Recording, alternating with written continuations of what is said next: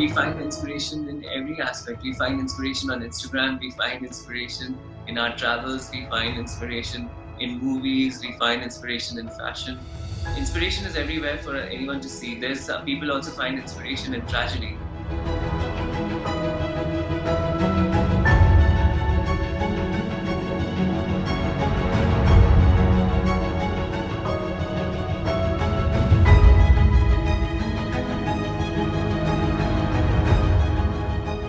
And there are many beautiful things that come out of burst tragedies that fall on people. So inspiration, it's just, I think the idea is to channel whatever you're experiencing into a positive way, and that if that can happen to a person's life in any aspect, whether we are in a creative field or we are in manufacturing or very or even a surgeon can be a very artistic person. So it's just channeling your whatever comes your way into something positive is the best way to go forward in life.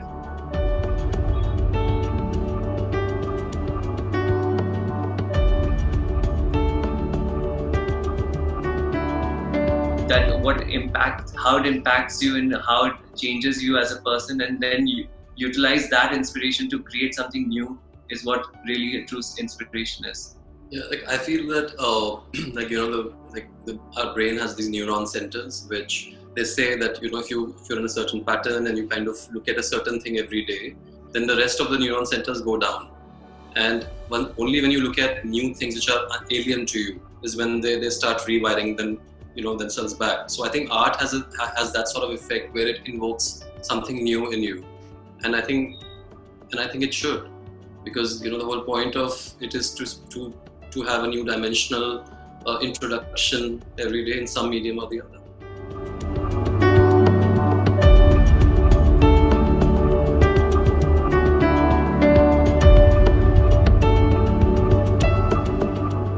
I think for me, art is about doing something which is visually stimulating and at the same time representative of the society that we are living, and it should art always is a commentary of what is the artist seeing around and observing, and so putting it in, whether it is a canvas or a 3D medium, some sort of a visual a narrative that is around that person.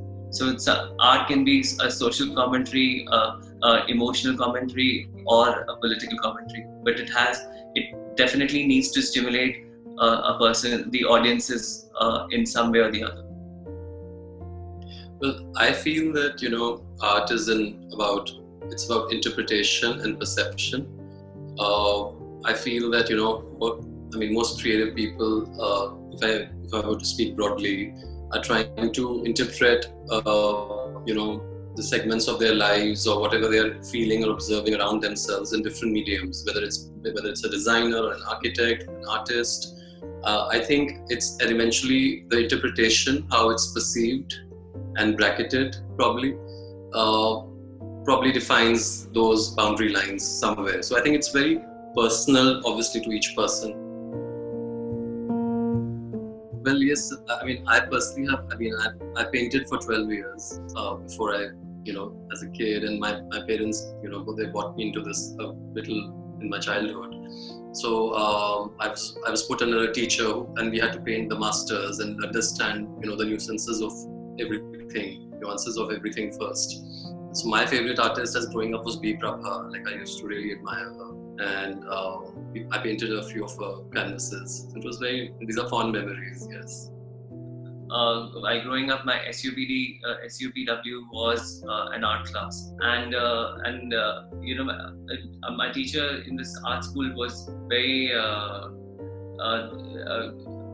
always encouraged us to draw what we find most beautiful things around us. And I think I was always drawn to the nature. So I go through my old sketchbooks and things like that, I find that I was always drawing trees and mountains and rivers.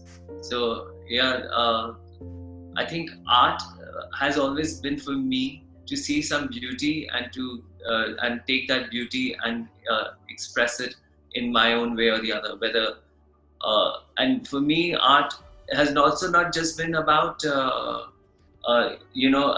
oil and painting and a canvas. Art has been about telling stories, making films. These other aspects of creativity also, for me, make a person an artist.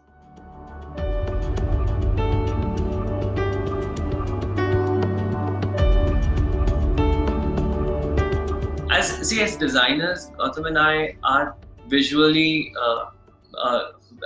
we have a great sense of visual, what is visually going to be appealing to a person. There is a lot of creativity that goes into creating these lights, and also artisanal skill that goes into making a blown glass piece, which is completely handcrafted. So a good design vision and a very strong artisanal skill set, when they come together, you can see beautiful things come to life.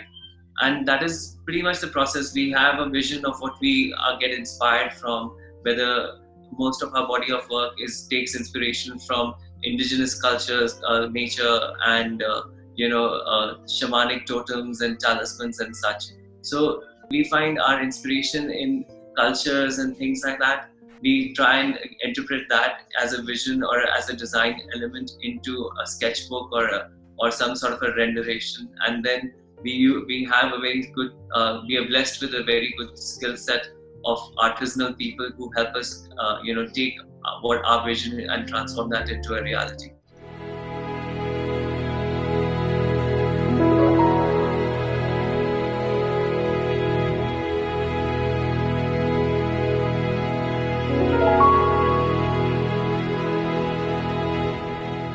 So, I feel that art first exists as an idea in people's mind, and then I feel that personally, to me, art has to be free, carefree, and I think, and that's somewhere I feel that's a little bit of a boundary line between design and art as well, where design is a little bit dictated by the needs of the market and etc. And but then art is free. So I think somewhere with our work, we find ourselves slowly headed towards that direction where we feel we can express more freely because we are very sure of our ideas now, and they don't need to fit into a certain. So we have consciously stayed away from bracketing ourselves in any particular dimension, and we just like to create. When you're making an installation, you're making it for the love of doing your work. And just like what we did with Gaurav, the collaboration was very. He himself is an artist who's using fashion as a medium, we try and understand the material. We try and understand the canvas before we try and think of or the experience that we want to provide before we think of whether the product is going to be or the end result is going to become a product or not. We want to create pieces which are more sculptural in its value, and rather than more like a product that can be mass produced. So that's not our forte. That's not what gets us excited. So we try and just do things which are more a holistic experience for a person. Yeah, and also I feel like the technique we used in Gaurav's case, like the show which we did with him, was because his fabric, what he does is so beautiful. It dictates its own flow. So we had no other option but to go with that flow, and hence the forms which came out, they could not be repeated ever again because they just can't be replicated. And I would say that they were quite artistic. Yes.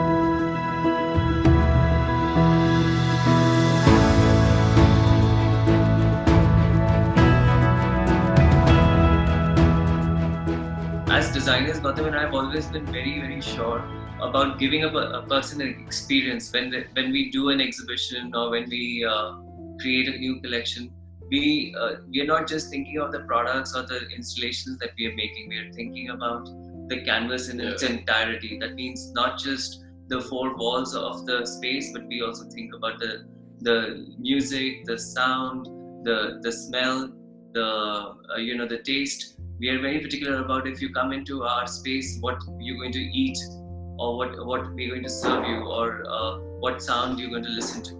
So it's in that sense a very immersive and experience that a person should have, because we believe that if you engage all the senses, then it is not just one piece that you saw in a shop. It is the lingering effect of wanting to belong to that space that is so strong that people want to connect to us in a much more higher or a superior or a spiritual level.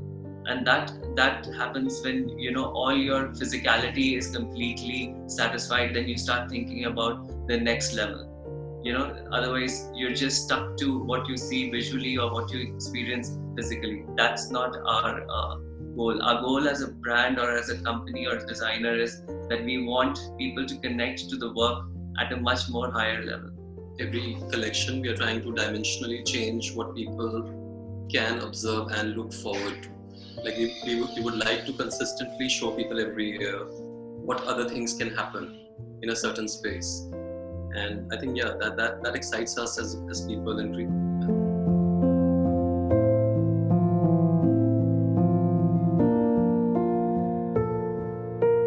would really like to thank Iranada Museum of Art for giving us this platform and other artists to hear and have this talk today.